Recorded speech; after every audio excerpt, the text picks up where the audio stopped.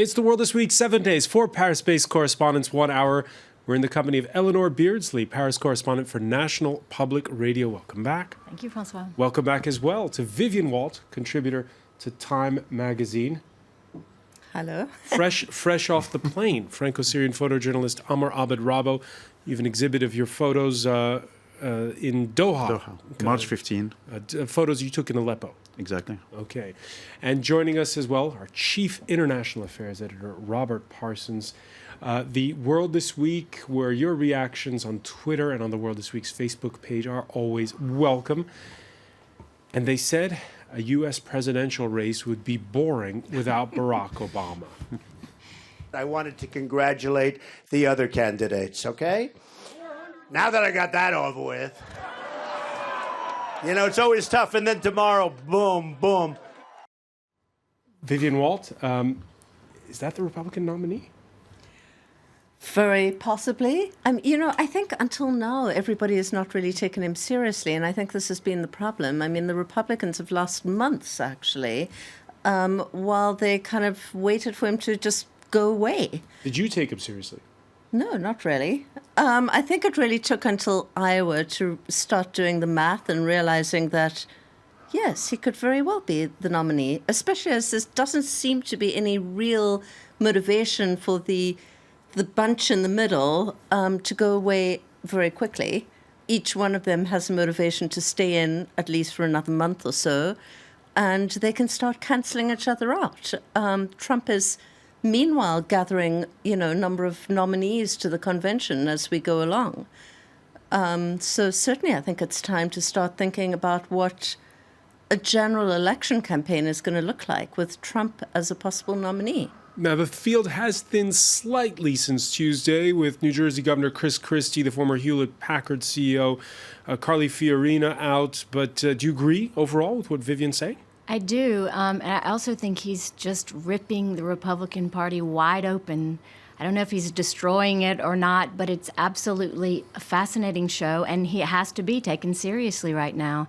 So absolutely. Because it is a show. It is. It's a show. It's an incredible show.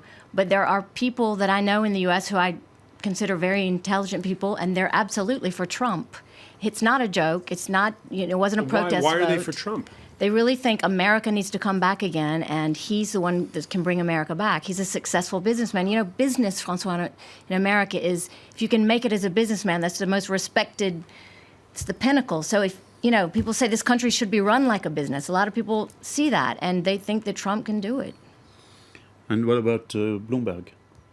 Yeah, I think that the establishment Republicans are desperate now for someone. And if Bloomberg were to come in, I think he would actually get a very big boost from people who are very frightened that Trump might get the nomination. But is it too late? I don't know. So that's discounting all of those, what Vivian said, those candidates in the middle. What was it? The Ohio Governor John Kasich finished second this time around. Jeb Bush is still in the race. The Florida Senator Marco Rubio.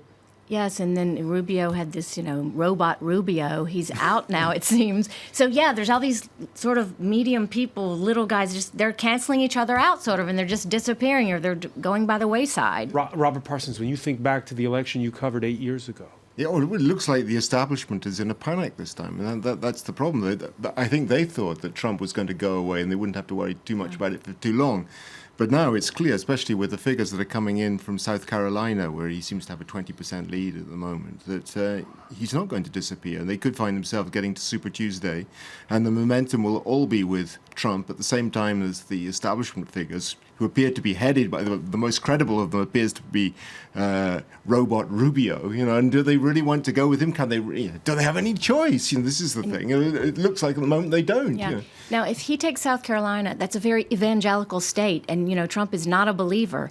That will be something. Are evangelicals? That's an understatement. Voting for Donald Trump? Well, yes, I've been reading that. Yes, some are. Some still question, but he's able to even appeal to them. I don't know. We're going to see, but some have come over and they're voting for him. Well, how do you explain that, though? I mean, he's about as far from being a believer as you can possibly get. Yeah, and So how does he convince them? Well, we have to wonder what they really believe in. I don't know. So it's extraordinary, I think. Vivian Walt? Well, firstly, I think that there's strains in American politics that are always, somewhat wacky, especially looking at it from across the ocean.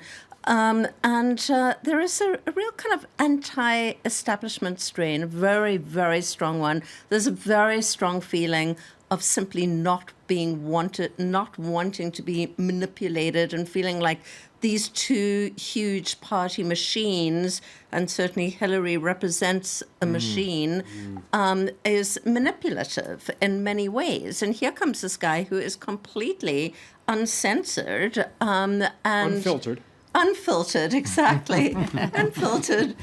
Doesn't care what he says, doesn't care about being embarrassing or embarrassed, and to many Americans, he's kind of like a breath of fresh air. Yeah. You mentioned Hillary Clinton. She edges out Bernie Sanders in Iowa, loses badly by 22 points in New Hampshire at Thursday night's debate in Milwaukee. Clinton still smarting from the backlash after the former Secretary of State Madeleine Albright told a crowd there's a special place in hell for women who don't help each other. I am not asking people to support me because I'm a woman. I'm asking people to support me because I think I'm the most qualified, experienced, and ready person to be the president and the commander-in-chief. These young women are going for 74-year-old Bernie Sanders and not for Clinton. It's just extraordinary. Yes. The fact is that Hillary is a kind of 20th century feminist. She's like the feminist that smashed the glass ceiling.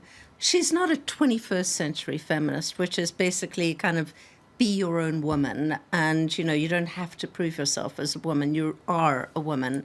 And but she isn't her own woman after kind of winning the race for Senate in New York, becoming Secretary of State. You see her standing up there, right there, by her extremely powerful husband.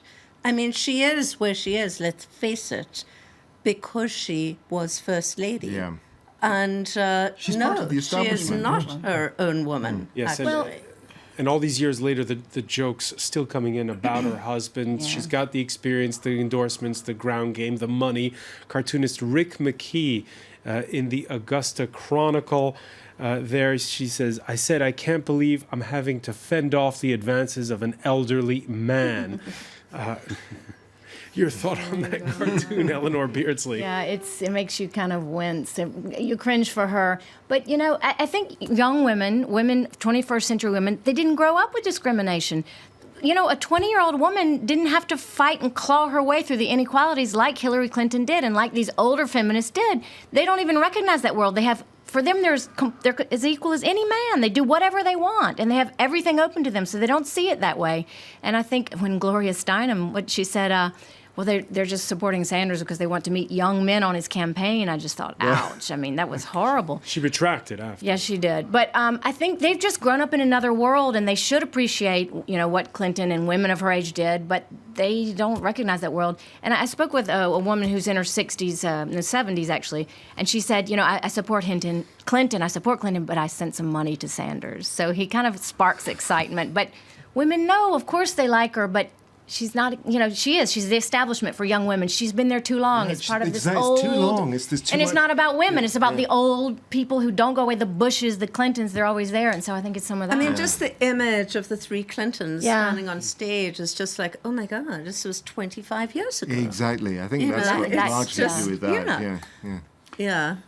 Yes, we were talking about Trump for seeing this from Paris and from the Middle East. The main surprise, I think, is the collapse of Hillary Clinton, because it seems, I read it, that she has the richest campaign till now. I mean, the more money support, the more... Here's another factor which has come into play this very week, which is we've seen Bernie Sanders rage against the banks, and we've seen financial stocks lose a quarter of their value this week. Rob Parsons, when we see that part of the problem now with the banks is there are these newfangled things called cocoa bonds, which might be dodgy and things, but there's this real sense that money is out of control still, even though the 2007 crisis has passed. Well, I think the banks are certainly panicked by the prospect of Bernie Sanders coming into power. The number of promises he's been making, he's going to have an awful lot of problems fulfilling those, as Hillary Clinton has been pointing out over the last week or so. I mean, the issue for me is, if Bernie Sanders, I'm looking at it from the point of view of a Democrat in the United States, if Bernie Sanders does win and stands against Trump, Trump's going to wipe the floor with him. Oh, I'm not sure. You don't think so? Someone said socialists cannot win in America. And that's true. Socialism is like the dirtiest word. But I said, no, you cannot say that anymore because a black man won in America. And since that happened, I think anything can happen. And another point, perhaps, where the United States has changed is people are saying this time around that the M word, moderate, is the dirty word, and no longer being to one side or the other. Absolutely. I think I thought about that. I mean, if it is a Trump-Sanders face-off, it's going to be absolutely unbelievable. But no, I don't think Trump would wipe the floor with him, really. Interesting. For me, he looks like he's just made for Donald Trump. He could... But there's that eat him for breakfast. Yes, but so many people are just recoil at Trump, so they would go for Bernie Sanders. I don't know. Clinton and Sanders sparring on foreign policy during Thursday's debate in Milwaukee. The former Secretary of State going toe-to-toe with the Vermont senator. She talked about getting the approval or the support or the mentoring of Henry Kissinger. Now, I find it rather amazing because I happen to believe that Henry Kissinger was one of the most destructive secretaries of state in the modern history of this country. I know journalists have asked who you do listen to on foreign policy, and we have yet to know who that is. Well, it ain't Henry Kissinger, that's for sure. Amar Abed-Rabbo. I don't know yet clearly the positions of Bernie Sanders on Well, he said, for instance, on the question of the Middle East, that the U.S. should not get involved and that sending more troops to die is a bad idea. Yes, but the problem, as this is something I hear sometimes also in France or in UK, something like we should not get involved, we should get out of this area, let these people take care of it themselves. But the problem is everybody, the whole world is paying for mistakes and errors of US or British or French people earlier. So you can't suddenly say, oh, well, we've been doing this for 70 years, we've been drawing things, bringing, blah, blah, blah, and then you say, now it's not my responsibility anymore. So I'm not sure it's maybe it's very, I guess it's very popular in the US, but in the world... Bernie Sanders also said, though, that the United States has a very powerful army and sometimes it needs to use it. Except That's for interesting. This is very interesting after the 8 years of Obama. Yeah. I mean, I think certainly one of the, rocks around Hillary's neck, if you like, is her vote for the Iraq War, which has been so utterly discredited. And this really is something that Bernie Sanders has against her that resonates with people. And will the next president of the United States be an isolationist when it comes to Syria and Iraq? Well, the current president has been something of an isolationist in terms of Syria. So, that is one thing that, clearly the country is still recovering from the debacle of Iraq. All right, the Syrian crisis spilling over into the U.S. presidential debate, just as the Russian-backed government offensive in Aleppo has had ripple effects here. And while tens of thousands of civilians flee north to a Turkish border that is so far closed, a big international conference in Munich coming up with first a March 1st deadline for a ceasefire, which may or may not be pushed up. What are the chances? Actually, I say ceasefire, Rob Parsons. It's not really that, is it? It's a cessation of hostilities in certain points. Yes, but the idea is that ultimately it would lead to a ceasefire, that once the fighting stopped temporarily, that would give people, the negotiators, the diplomats, a chance to push things further forward. At the moment, we're very far from getting even there, though. It's not clear that this is going to be a runner at all, particularly in view of what President Assad said, admittedly, just hours before the agreement was reached, that as far as he was concerned, the fight would go on against terrorists, and he fully intended, through the Syrian army, to regain full control of the whole country. But does he matter in a way? Because is he the one calling the shots on all of this, when we sort of have the sense that more could potentially get done in Munich than last week in Geneva when it was the Syrians themselves talking? Well, I think he does matter. I think that although the Russians obviously are able to control him to a certain degree, and the Iranians as well, he's also proved to the Russians that he can be a difficult partner to have. You remember he went to Moscow, and President Putin thought then that he'd be able to lay down the law to him, but it didn't seem to work out quite like that. He's, to a degree at least, he's an independent actor. Amar Abdurrahman? First of all, I was surprised by the choice of Munich. I mean, when we hear the name for international agreement, something to avoid war, or it's a bit tricky. It's not the best place, I guess, for that. But no, I'm not sure he is as much as actor as you say. I mean, Putin said it many times that without the Russian involvement, he would be gone. I mean, Damascus would have fallen a few months ago. Absolutely, I agree so with you. he is. Yeah. He can claim, he can say this, he can say that. But I guess if the Russians, if they already stop bombing and shelling with their airplanes, that's already a huge step. I mean, for the population, for the civilians. They're a long way from doing that. Exactly. I mean, this is exactly what we'll see. But I mean, but Assad doesn't have the key on this. Not at all, no.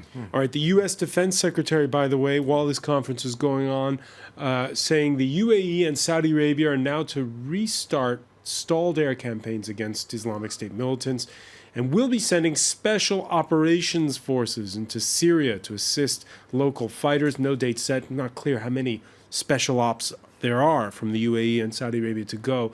But in any case, it's already sent off alarm bells in Moscow ahead of this Munich conference. Prime Minister Dmitry Medvedev speaking to German newspaper Handelsblatt, saying the Americans must consider, both the U.S. president and our Arab partners, whether or not they want a permanent war. We must make everyone sit down at the negotiating table rather than start another world war, Vivian Walt. Well, I mean, it's already a proxy war on a really big scale. And just today, there was a report out saying that the death toll was something like twice as high as we'd known until now. So, since the Russians got involved. Right. But they've begun to reassess, and they think that more like 450,000 people have been killed rather than 250,000 people. Yeah. So you really have to wonder, like, what is left of this country? And I'm sure, Amr would have a better sense of this, but the many, many years that it's going to take to reconstitute this country, this entire lost generation, the entire millions of people who are now displaced is effectively like a world war and the consequences of it. So could it get worse? Oh, I think it could. I mean, there's loads of potential for it to get worse. If the Saudis do get involved on the ground, if the Turks get involved on the ground, and the Russians are still there fighting in the air, then clearly the possibilities, and particularly for clashes between the Russians and the Turks, whose relations are very sour at the moment in any case, that could be very dangerous for everybody. But to a degree, I think here the Russians are trying to scare the members of the coalition into inactivity. Part of the ceasefire plan is also an attempt to push the coalition into inactivity, making it extremely difficult for the United States to respond.